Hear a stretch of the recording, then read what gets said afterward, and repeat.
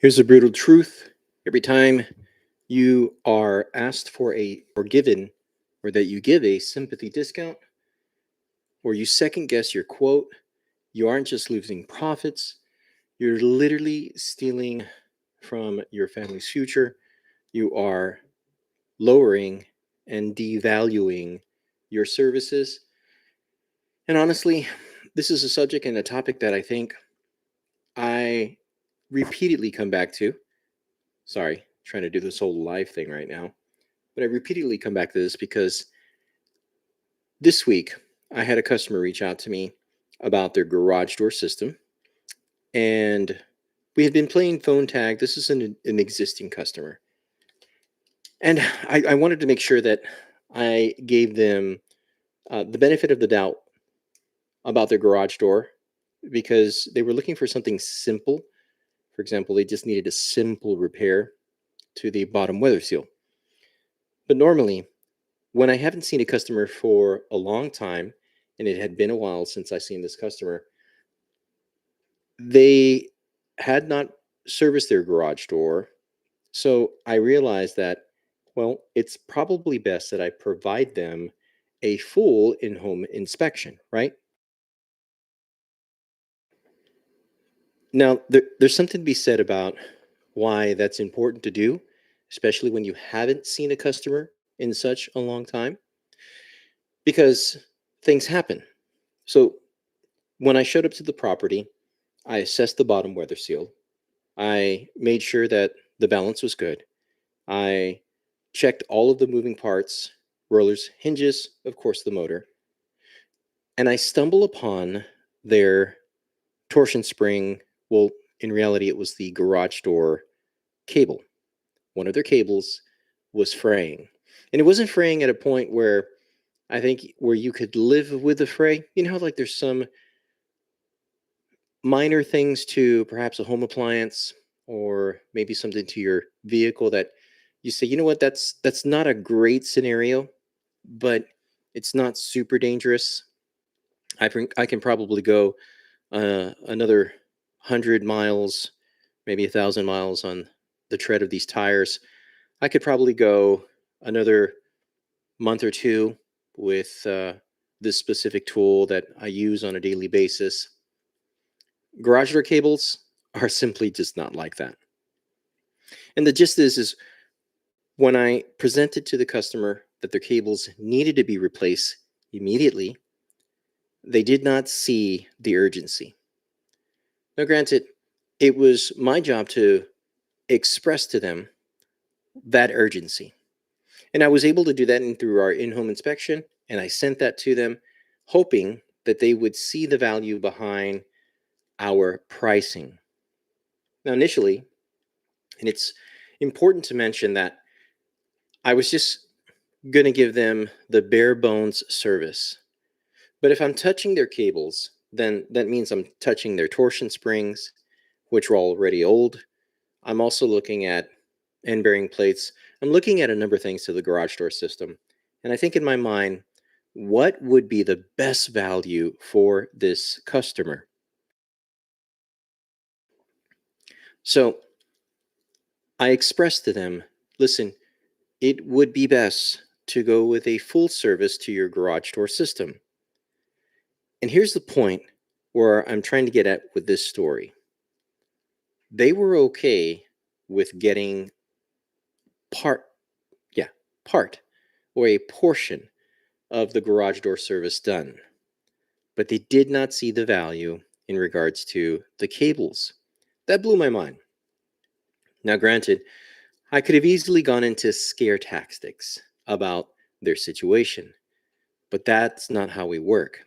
More importantly, that's not what I want our customers to feel whenever we deal with them. We want to build rapport, we want to build trust, and we want to present the facts in a way that helps the homeowner understand that they do need to do something clearly now, but they should not feel rush. Oh man, I got a dumb fly. Get away, fly. Well, here's the thing. After the quote was sent, it was expressed that, well, again, our pricing was not what they expected. And you should never justify your price. Never, ever justify your pricing. Why? Because your pricing is directly correlated to your value. And I need to start off with this story specifically because it's so fresh in my mind. I mean, it happened this week. And I think in a lot of ways that when I am dealing with customers that understand the value of the services that we bring, they rarely talk about price. It's more, when can you get it done? How quick can you do it? How safe can you do it? What type of warranty? If anything goes wrong, will you be here to take care of my needs? In all of those cases, I respond positively, ensuring that the customer understands that we are not just there for that moment, but we are there for the long haul. And that we really do want to serve them in a safe and quick manner. So, when a customer sees that value, they're going to jump on it. But the moment that someone says, "Hey, can you do it for less?" I already know that that customer does not see the value and to a certain degree does not have the trust in my expertise for their needs. I like to take the Alex Hormozy approach and say, no, I can't do it for less, but I can do it for more. And that kind of shakes them up a little bit. It kind of gets them thinking that, well, clearly I'm not trying to nickel and dime them, but lowballing a price, devaluing my service, is not something that we're going to do. And although the expression seems kind of funny, clearly I'm trying to like play with the customer. No, I can do it for double. I can do it for more. At the same time, it sends a message to them that this guy's really not going to budge. And therefore, I better get him now. I better make the appointment now so that way I don't lose him. Now, where does this go with all of the other details that we shared with you in the beginning of this video about every time someone asks for a discount or when your customers ask for a discount and they're trying to get your services or contract your services for less, how is that stealing from your family? We'll take into account that when you think about your value, the services you provide, it's not just the work that you do. It's not even the tools that you own. It is everything that is required to help you make a life. Now, I recently read something that was really super awesome. It was specifically of an author. I think his name was William Dawson. And he had quoted a little nugget from someone who uh, looked at how, as a society, when we think about making a living, well, we are constantly being driven by the dollar and how that dollar equals our happiness. So when we think about making a living, well, we are being pushed, rushed, perhaps even forced to believe that we all should be making a living. But in reality, we should be making a life. Now, what does that mean?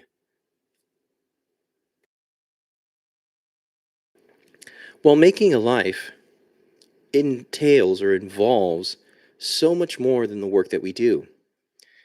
Clearly, we're making a living in the sense that we're going out day in and day out to work to help those within the community, to serve those who are in need. But when we build that rapport within our community, when we serve our customers, we also know that we are trying to make a life, build a life for ourselves.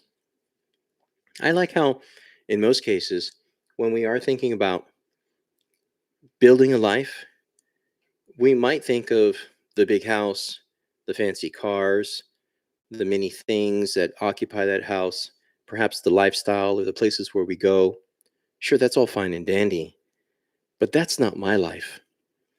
I think about how I've purchased, I've picked up, I've bought so many things trying to convince myself, rationalize that these things would make me happy in some way, when in reality, that is just not the case. The truth is, rationalizing that things will make you happy is the worst thing you can do.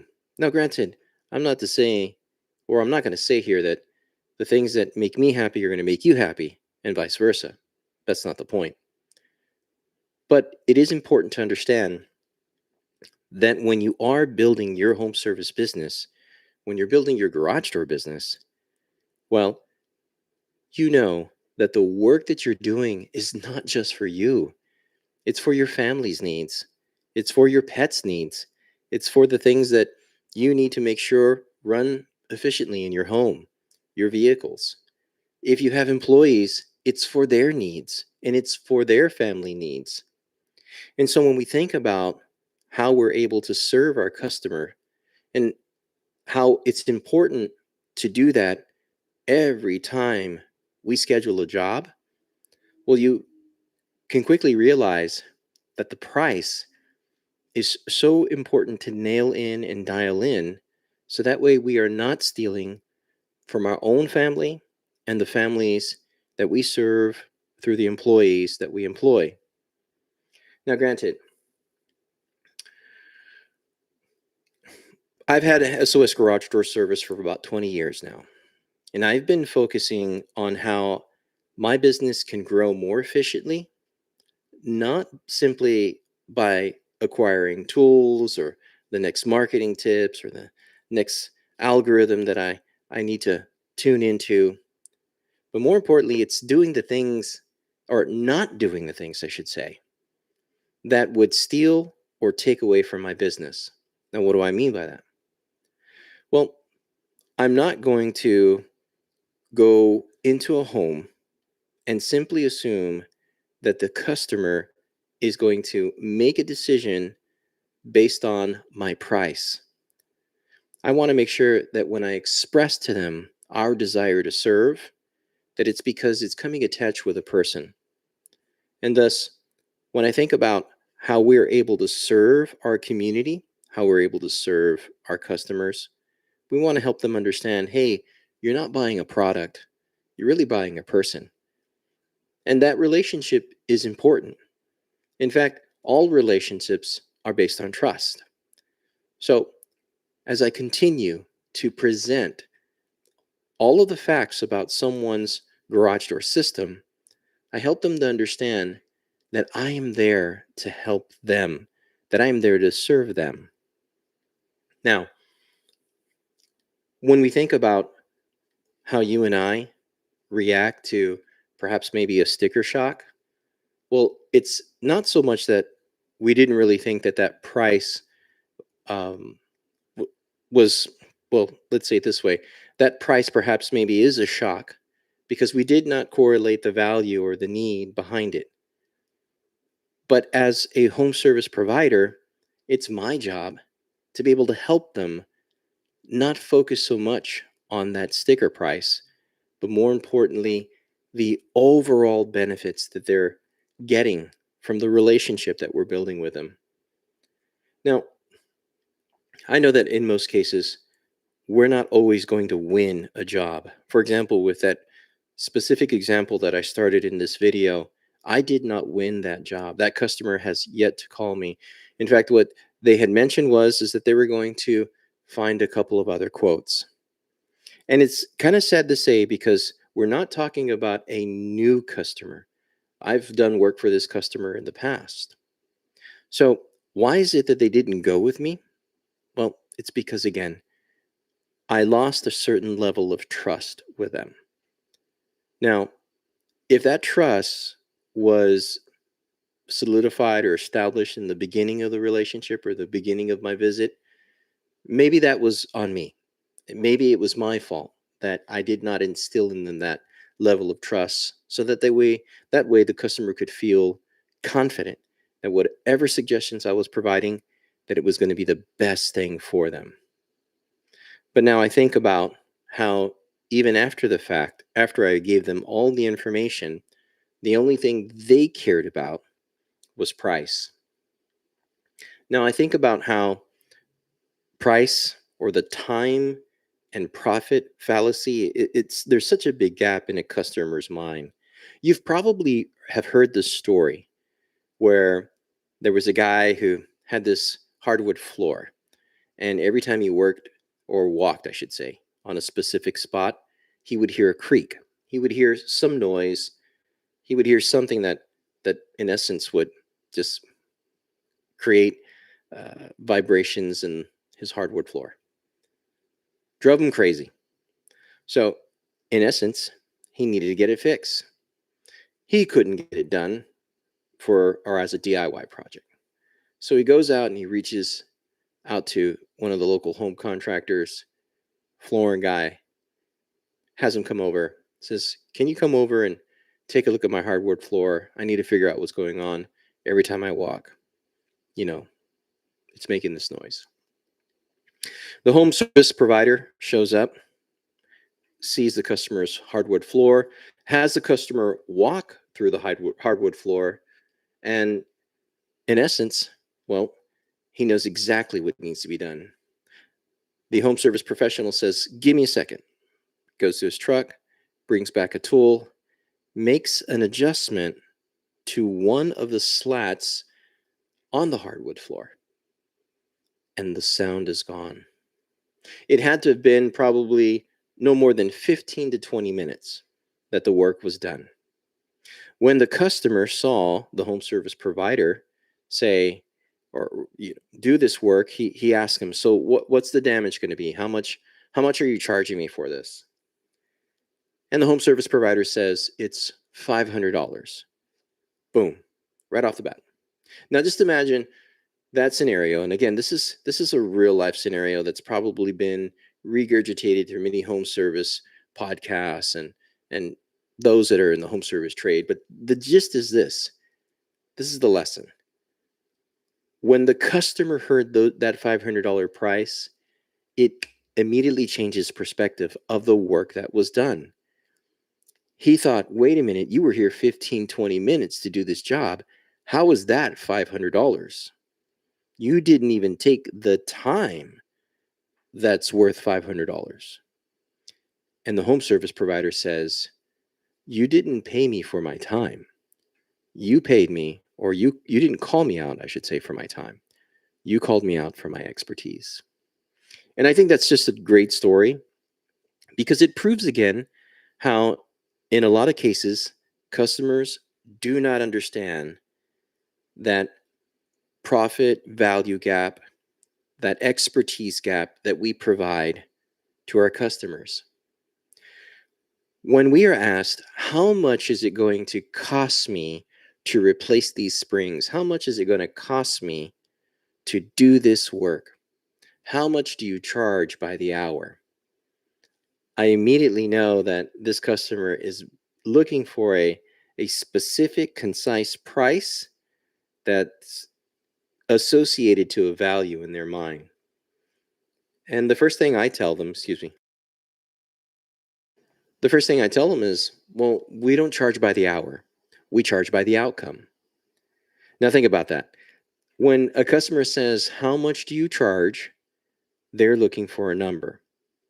But what they really should be thinking about is the outcome that we will provide them, that we're offering them, that we're guaranteeing them if they choose to contract our services. I think that's so important to think about as home service professionals. We never want to assume that our customer understands what we do. They don't.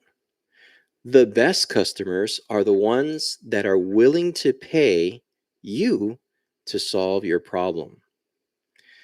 So if you have someone that is in need of your services, and granted, they're willing to save on whatever offers you're giving them, ultimately they will choose you because you will do what is best for their needs, and you will ensure that their problem is no longer going to be an issue, that they won't have to face it, that they won't have to encounter it again, or at least for a very long time. That's like in the case of like torsion springs, right? When a customer has a torsion spring that breaks, they don't want to replace their torsion spring in a week from the repair, in a month of a repair, not even years. And that's why in some cases, as a home service or a garage door professional, we do not ensure that our springs last a certain year. Most garage door guys understand that torsion springs are like radial tires. They're going to go off of cycle life. So you can easily buy a 60,000 mile radial tire, a 90,000 mile radial tire. If you bought the 60,000 miles and you drove once a day, or I should say, once a month to like LA or to some area, to Dallas, well, those tires would last you forever. But even the 90,000 mile radial tire, if you drove to LA every day, back and forth, up and down, yeah, those 90,000 miles are going to go. Same theory, same concept with torsion springs. You have a 10,000 cycle spring, which is usually the minimum that most garage door professionals will offer. You have a 20,000 cycle spring, 30,000. It goes up from there. I have heard that some contractors offer a 80,000 cycle spring. Wonderful. God love them, because clearly they are thinking, hey, we do not want you, Mr. Customer, to have to deal with this another day, another time. Granted, the customer is going to think like, all right, great. 80,000 miles. What is that going to cost me?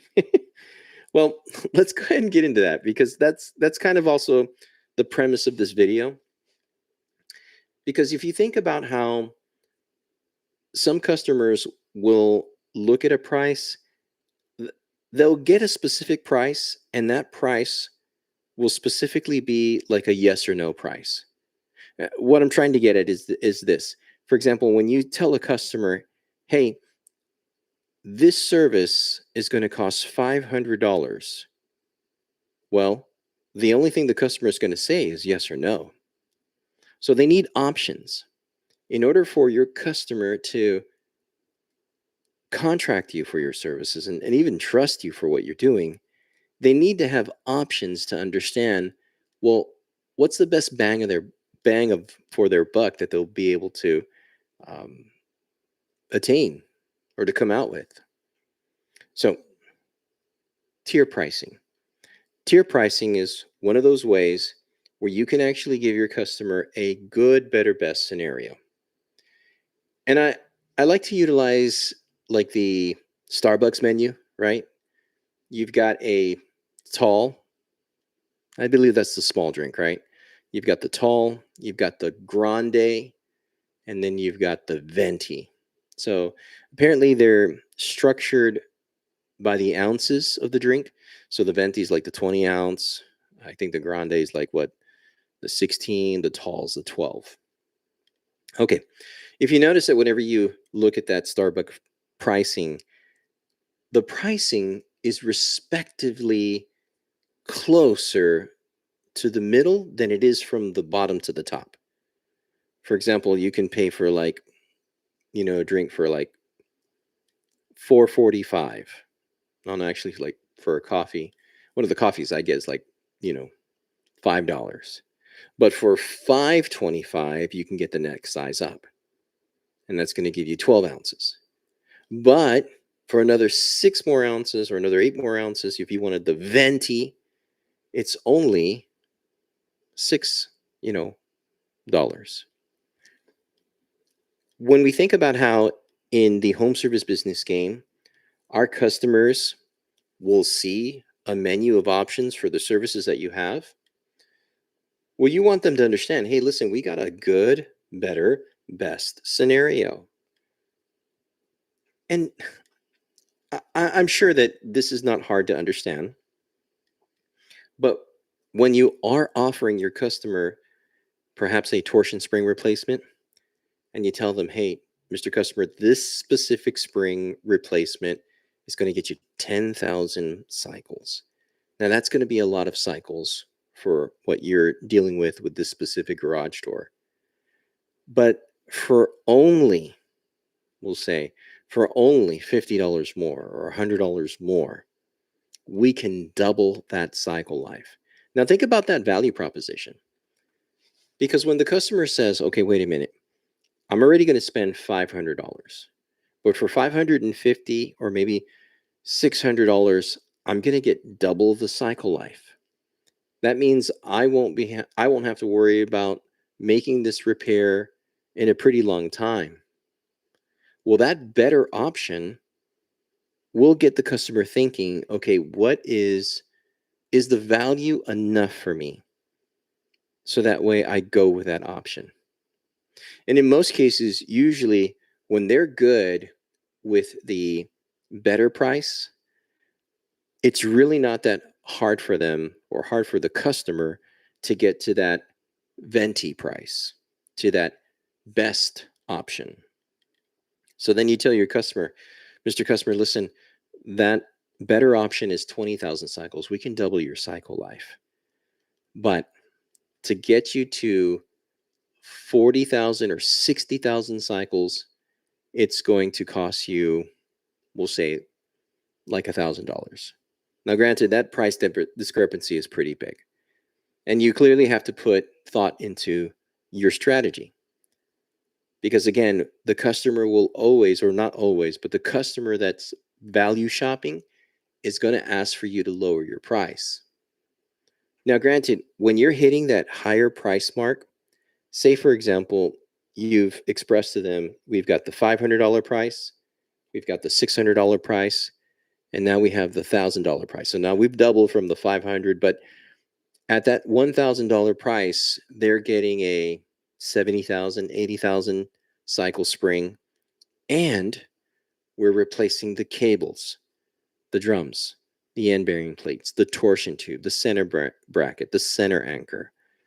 Now, we're not just talking spring replacement, we're talking a complete torsion lift replacement for that customer, which is pretty wild.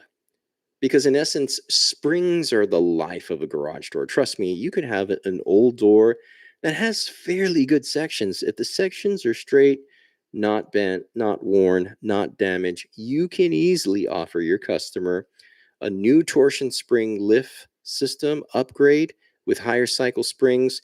Throw in some rollers if you'd like, some nice nylon bearing rollers with a high cycle count. And that garage door will work like new. It surprises me how most garage door guys will quickly offer the new door option whenever they go to a customer's home versus saying, hey, listen, if we can breathe some life into this garage door system and spend perhaps half of what a new door is, because a new door, yeah, a new door is easily going to cost north of $2,000 installed. Would that interest you? And I know most homeowners are in their homes specifically anywhere from like 7 to 10 years. I believe the statistics have changed a little bit since post the pandemic and now with the economy. But the gist is most families are staying in their home longer. Therefore, they don't want to deal with a repair like this in a relatively short amount of time. So that tier pricing, the good, better, best, comes with substantial value once the customer understands what you're offering them. So let's distill what we've just covered here. I started with the story about how a customer, again, did not see the value. No doubt there was trust somewhere, communication that broke down. And when they saw what was needed versus the number that I was offering them, clearly the only thing they cared in their mind was the price. Now, asking me to lower my price specifically means that I'm taking away from my family's needs, from those that I employ, their family's needs, and for my business to even grow. So lowering the price is not it's never an option. I mean, if someone asks me, "Hey, that's all fine and dandy. The $1,000 springs with all the neat doodads and all this. That sounds great. Can you do it for 850? Can you do it for 800? At that point, I know that this customer is only driven by money and is only motivated by the bottom dollar. So at that point, I would just simply start to take away, certain aspects of the offer. So if they're willing to spend 800, 850, I would say, you know what, we can do that. We can meet that 850. We can meet that $800 price, but unfortunately that wouldn't cover the cables, it wouldn't cover the torsion tube, wouldn't cover the rollers. I would take out the rollers for sure. It's just going to be the springs. And so maybe your customer is thinking like, I don't know, high cycle springs. He was giving me all the great stuff. Is there a possibility that we could say, like, for example, on the good, better, best option for torsion springs replacements, your good option gives them a 5-year warranty. Maybe the better option gives them a 10-year warranty. Maybe the best option gives them a lifetime warranty. Well, I can no longer, at $800 or at $850, I can no longer offer you the lifetime warranty, but we can do a 10-year warranty on that. Now, 10 years, again, we had said earlier that homeowners are usually in their home between 5 to 7 years. So 10 years will be that sweet spot. The customer might think about that value proposition. He's thinking, okay, I'm getting all these parts that are important for my garage door system replaced. I'm getting the price that I want, and I'm at least going to be warranted for 10 years. Okay, yeah, I'll do it. Not every customer will think that way. And I wouldn't necessarily fight for those customers all the time, because that's what it really is. It's a fight. To think about how day in and day out, you got to really convince customers, hey, you need this, you got to go with this, and you got to go with me. Um, I'm not saying you shouldn't fight for a customer, but it should be easy. You should be able to instill in your customer that trust to help them to know, hey, listen, regardless of what you're spending today, you're not just getting torsion springs. You're not just getting garage door rollers. You're getting me. You're getting a home service professional that doesn't dabble in other aspects of the home. For example, I'm not a handyman. I'm not a mechanic. I'm not an HVAC guy. I'm not an electrician. So I'm not even going to try and front or make the homeowner think like, yeah, I can fix all of your home needs. No, I'm going to hyper focus on this one specific need, and at the same time do it in a way that's going to just provide you stellar service, and you're never going to have to worry about it. And if the customer feels like this guy knows what he's talking about, he's super confident. I love his vibe. I love how he's coming in here and he's taking charge and he really wants to help me out. I should be able to see the value in that and say, let's go for it. A fair pricing structure may not always be the same between home service business to home service business. But I believe that in most businesses, just like we had mentioned earlier about Starbucks, you can even use the example of the movie popcorn box or the movie popcorn tub, right? We're talking about small variances in the pricing. And it's usually that middle point. I don't know if you guys are hearing the firecrackers. Usually that middle point, that wherever that middle pricing goes, that's where most people will like buy either the cheap stuff, like if it's $5 or 5.25, most folks will stay at 5.25. But if it's a 5.9, 5.85, and then the large drink, so for the middle drink, 5.85, but the large drink is $6. Well, wait a minute, for like 15 cents more, I'm gonna get a larger, I'm gonna get many more ounces, I'm gonna get more caffeine, I'm gonna get more popcorn, get more ice cream. But yeah, well, they'll do that. So the strategy is the same for you. And I'm surprised that not a lot of home service providers, not a lot of home service professionals will think like, oh, I need to give them a better best option. Now, that's not to say that that's always going to work for your customer, because there will be a customer that says, listen, I want to work with you, I want to go with you, but I can't afford $800. I can't afford $600. I can't afford $500. And at that point, if you're thinking, like, okay, if I'm getting into this job and this customer clearly needs help, then maybe I can sleep a little better tonight knowing that I did that for this person. But here's a word of caution. And this always happens. I can I want to say, like, I know a lot of my colleagues within the industry that whenever they are reached out by a customer that's specifically looking for price, they're the ones that are the most picky. I always regret, like, probably like 9 times out of 10, when a customer says, "Hey, I want you to do this," and I say, "Listen, I can, and but I can do it at this price." "No, that's too expensive. Do it for this price. Give it to me cheaper. You come on, you can do it." And I cave. I cave. I'm a human being. I'm flawed. I'm dumb. I cave, and I say, "Fine." In some cases, it's someone with a sob story.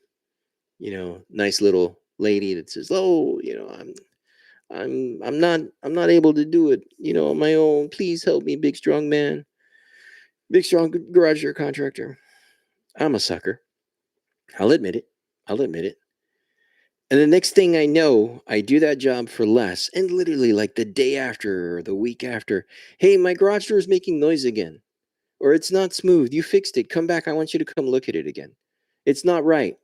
You didn't fix it right." And I'm like, "Oh no. Here I've already provided the service. They've already paid me, and not for the value that I've offered them." I mean, I had to be lowball. I decided to lower my price, take from my family, take from, the guys that I'll contract out to get the work done because they need to eat as well. And then again, they're still choosing to go with me, but now the level of risk that I'm assuming is so much more because they're wanting me go back 2 or 3 times. So it's important that you make the decision now to not fall into those traps. And far and few should be the times that you cave, that you say, "Hey, you know what? Yeah, I'll do it for that price. I'll give you those springs for half the price, or we'll lower it another $50." Gosh, I can't see anyone lowering it for $100. I'm sorry, that just doesn't make sense. I mean, with gas prices right now, with insurance, it just doesn't. So I am not going to encourage anyone to do that. No home service professional should be forced to lower their price just because they want to be able to get a job. Being the cheapest guy in town is never really a good thing. And there's a certain mind shift that you need to implement so that way you're not the cheapest or the only cheap guy in town. Now, I will digress a little bit because I want to make sure that I help you, so home service providers that are out there. And if you are reaching out to your customers and offering them a lot of value up front, for example, in our case, we're able to provide them first a in-home inspection. Okay, we do that. We go through a 27-point inspection about their garage door system, and we give them that 27-point inspection through a report, our garage door diagnostic safety report. At the site, we go through that report with all of the items from the garage door that pass, failed, need attention. We cover our recommendations and, of course, the scope of work that needs to be done. Right there, they're getting so much tangible information up front. Now, we're able to do that through our Jobber CRM. And here's the thing, when it comes to having a CRM or any type of system that helps you quote, invoice, to be able to to provide an in-home inspection, that is big. So your customer sees you, sees how professional you are with the logo on your shirt, logo on your truck. You're coming in, you're the real deal Holyfield. And then when they see that you provide them all that value, yeah, Mr. Homeowner, we're going to go through this in home inspection. I'm going to get through the 27-point inspection. I'm going to send you that information. It's going to be tangible. It's going to be in your email. You're going to be able to print it. You're going to be able to hold it in your hand. And then we're going to give you all of the reasoning or all the options. A CRM like Jobber is going to do that for you. So if you are a home service professional and you do not have a system in place or a CRM that will help you to get to that point, then click the link in my description because we are able to provide a free trial and, in some cases, a special discount for all those that sign up through Jobber. Granted, that is an ad read. It's part of our brand deals. We're trying to pay the bills. So be super grateful if you guys did that. Now, granted, when I'm thinking about the pricing structure that we spoke about earlier, in Jobber, you're going to give them that. So you're going to provide them a best or a good, better, best option.